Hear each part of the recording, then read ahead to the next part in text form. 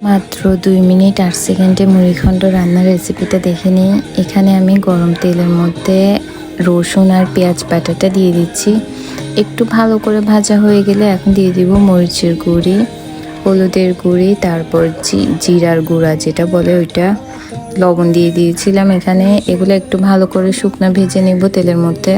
অনেকে ভাবে যে মশলাটা পুড়ে যাবে, কিন্তু মশলাটা পুড়ে যায় না, উল্টা কাঁচা স্মেলটা চলে যায়।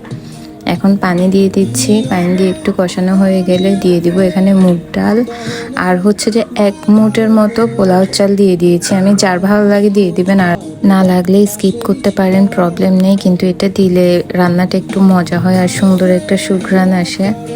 এই যে এখন ভালো করে একটু ডালটা কষানো হয়ে গেলে এখানে আমি দিয়ে দিয়েছি টমেটো আর কাঁচামরিচ। একটা টমেটো 3-4টা কাঁচামরিচের মতো দিয়ে আর একটু ভালো করে কষিয়ে নিব।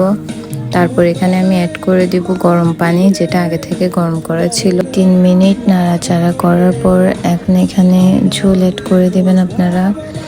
যে যার যার ইচ্ছা মতো দিবেন, কিন্তু আমি বলবো যে বেশি পরিমাণে পানি না দেওয়ার জন্য, কারণ বেশি পরিমাণ পানি দিলে ঝোলের ঘনত্বটা কমে যাবে।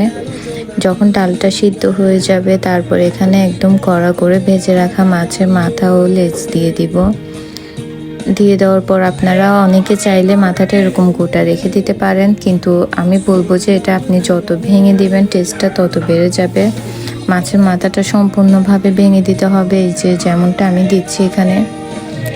আবার 10 মিনিট ঢাকনা দিয়ে রাখার পর দেখবেন যে অনেক সুন্দর একটা কালার আসবে, মাথাটাও একটু একটু নরম হয়ে যাবে তখন। এই যে 5 মিনিট পর আপনি মুড়িঘণ্টের অবস্থাটা দেখেন কত সুন্দর করে সিদ্ধ হয়ে গেছে। এখন এখানে আমি আরেকটু যেগুলো বড় বড় আছে ওগুলোকে আরেকটু ভেঙে দিচ্ছি। তারপর ফাইনাল লুক হচ্ছে যে এটা দেখে নেন যে কত সুন্দর হয়েছে রান্নাটা। আপনারাও চাইলে ট্রাই করতে পারেন। আল্লাহ হাফেজ।